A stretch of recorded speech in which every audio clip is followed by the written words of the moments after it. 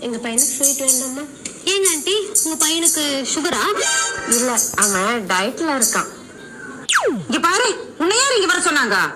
போய் பொண்ணு வர சொல்லு. ஆத்தா, நானும் பொண்ணுதான். நீ பொண்ணுதான் தெரியே, போய் அக்கால வர சொல்லு. பெரியவாப்பா வாசாமி.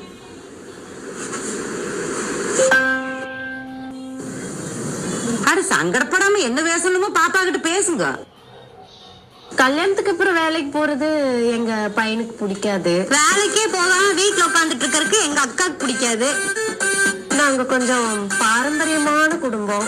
அது இங்க இருக்கு. நெக்ஸ்ட், பொண்ணு எல்லாத்தையும் அனுசரிச்சு போற மாதிரி இருக்கணும். இவளா ஒரு நாள் சண்டையில ரிமோட் எடுத்து மண்டையில ஒரே போடு. இவ்வளவு பெரிய தழும்பு. தோ பாருங்க.